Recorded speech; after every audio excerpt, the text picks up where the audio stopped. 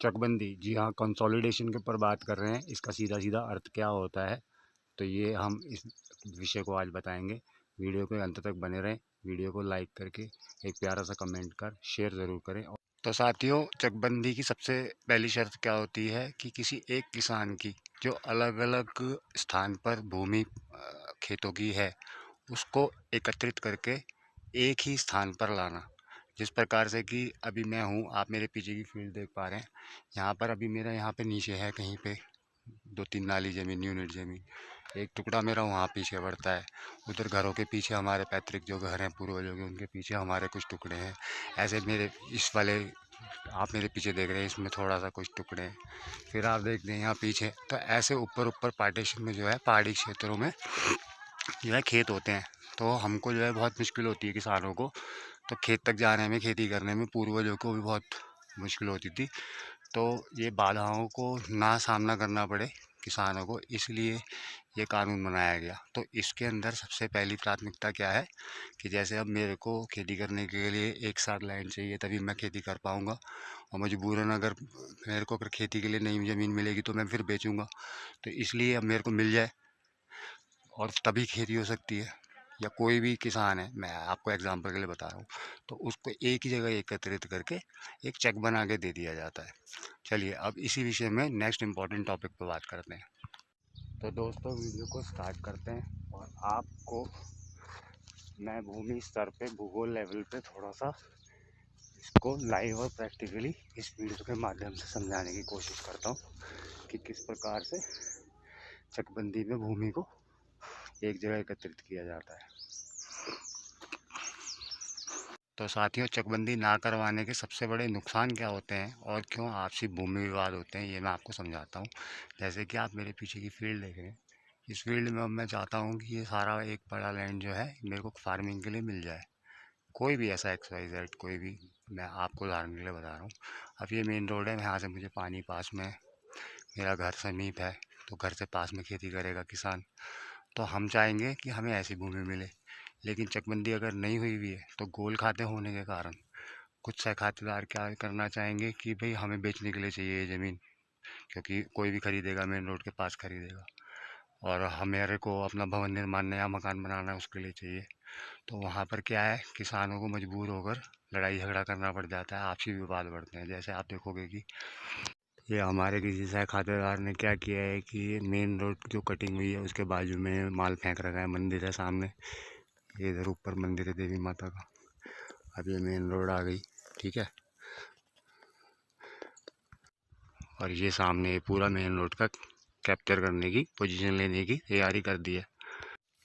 तो अब कोई दूसरा अन्य खातेदार चाहेगा कि भाई मैं भी यहाँ पे फार्मिंग करूँगा, मेरे को यहाँ पे पास पड़ता है, या मैं यहाँ बेरोजगार हूँ, मुझे होम स्टे बनाना है, या कोई भी अन्य योजना का लाभ लेना है और अपना गुजर बसर करना है, तो वो चाहेगा कि भाई ये मुझे मिल जाए। तो चकबंदी का एक तो ये सबसे बड़ा फ़ायदा है कि ऐसे जो विवाद होते हैं वो ख़त्म करने के लिए सभी सह खातेदारों की भूमि को जो है एक ही जगह चक बना दिया जाता है, एकत्रित कर दिया जाता है। और उसको किस तरीके से बांटा जाता है वो मैं आपको बताता हूँ साथियों। अभी मैंने आपको एक साइड दिखाई थी जहाँ पर ऑलरेडी कंस्ट्रक्शन मटेरियल डाल दिया गया है। अभी ये पीछे जैसे मेरी साइड है, दूसरी साइड है, यहाँ पर भी हमारे अपने खेत हुए, ये दूसरा चेक है। और भी आपको मैं भी चेक दिखाऊंगा कैसे जो अलग अलग स्थान पर ज़मीन है। आप मेरे पीछे देख सकते हैं, वहाँ पे रोड गई है पीछे से, और ये रोड जा रही है नीचे गांव की ओर। तो अब ये भी है तो रोड के ही समीप, लेकिन यहाँ पर काफ़ी 20 मंजिल जितनी हाइट है, तो कोई अन्य खातेदार यहाँ नहीं लेना चाहेगा क्योंकि रोड नहीं है यहाँ पे बनाने में, कंस्ट्रक्शन करने में, और आने जाने में बहुत ज़्यादा बाधाएं आएंगी। तो ये ऐसा छोड़ दिया जाएगा, इसको फेंक दिया जाएगा इस टुकड़े को, या बेचने के पर्पज़ से यूज़ करने की कोशिश करी जाती है। तो दूसरे अन्य खातेदार को इसमें भी प्रॉब्लम, यहाँ पर कैसे करेंगे। तो ऐसे जितने भी हमारे अलग अलग चेक होते हैं गाँव के सह खातेदारों के, एक नीचे तो एक ये दिखाया, अभी पीछे 4 नाली ज़मीन में आप 4 यूनिट कह सकते हैं, नीचे चेक है हमारे। तो ये होते हैं गोल खातों में सम्मिलित सबके।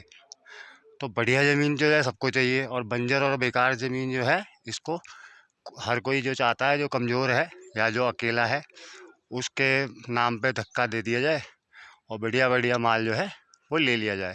तो इस वजह से भी आपसी विवाद होते थे लोगों के, और मजबूरन अब मेरे को बेकार जगह मिल रही है तो मैं चाहूँगा यार कूड़े कबाड़े पैसों में बेच दूँ। ठीक है, तो कोई भी बाहरी व्यक्ति या कहीं का भी व्यक्ति आके स्वतंत्र देश में ज़मीन खरीद सकता है कहीं भी, वो उसका भी जो भी अधिकार है उसके अंतर्गत।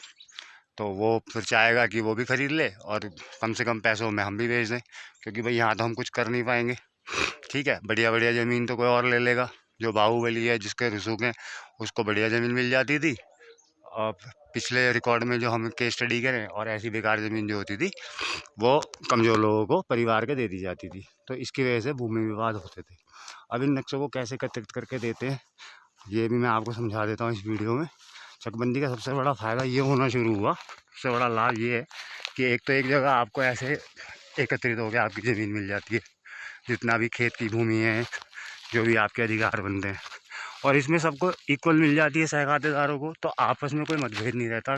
कानूनी प्रक्रिया के द्वारा लेखपाल विभाग, माननीय हमारे संयुक्त मजिस्ट्रेट जो होते हैं किसी भी स्टेट के, उनके और सीओ साहब और अमीन पटवारी कानून को, इन सब जो है सरकारी राजस्व विभाग की जो हमारी टीम होती है वो जो है उनके देख रेख में सारे काम हो जाते हैं।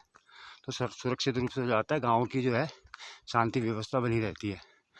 तो ये बहुत ही इम्पोर्टेंट था, इसीलिए चकबंदी कराना।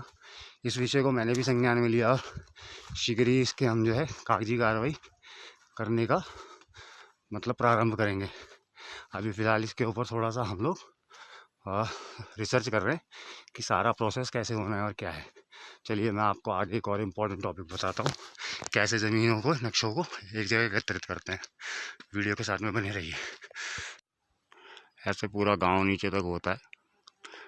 तो इसमें क्या किया जाता है कि सारे इधर उधर के जितने भी चेक हैं वो सारे चेकों को इकट्ठा करके और एक ही जगह पे उसको इस्टेब्लिश कर दिया जाता है। फिर जितने भी, जैसे मान लिया आप ये देख रहे हैं ऊपर अलग गांव वाले, उनका थोड़ा मोटा था तो उनको यहाँ पे नीचे एक बड़ा बना के दे दिया चेक पूरा एरिया में। तो ये सारे जो है गांव वाले इसी में से अपना जितना भी पार्टीशन बनता है उसको शेयर कर लेंगे। इस प्रकार से भूमि का बंटवारा करने से एक सबसे बड़ा लाभ ये होता है कि जिसका भी जितना भी हक कब्जे की ज़मीन बनती है, भूमि बनती है उसके अधिकार में, उससे थोड़ा बहुत भी फालतू या ज़्यादा या अवैध किसी और के में उसे हक कब्जा नहीं मिलता।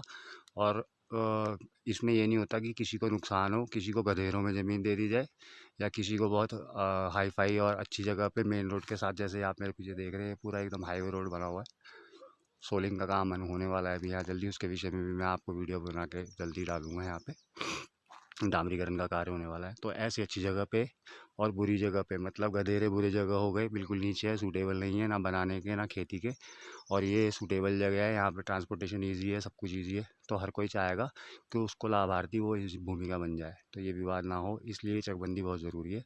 सभी देशवासियों को इस संबंध में मैं यही संदेश दूंगा कि आपके भी भूमि विवाद यदि होते हैं या होने की आशंका है आप गाँव वालों को किसी को भी, तो आप आराम से तहसील जाकर और जितना भी हमारा जो भी कानूनी गाइडलाइन होती है उनके अंतर्गत जो भी प्रक्रिया होती है उसे पूरा करके और अपनी गांव की चकबंदी करा लें। और हमेशा अपना सदैव भाईचारे से अपने गांव में व्यवस्थित रूप से रहें और अपना खेती बाड़ी करें और देश को उन्नत बनाएं। तो बस आज के लिए इतना ही। तो आई होप कि आपको ये वीडियो पसंद आई होगी। तो चैनल को लाइक कमेंट वीडियो को करके शेयर ज़रूर करें, और जिससे कि आपको आने वाली हमारे द्वारा जो भी वीडियो हो वो निरंतर उनका अपडेट मिलता रहे। भारत माता की जय। जय देवभूमि। जय हिंद।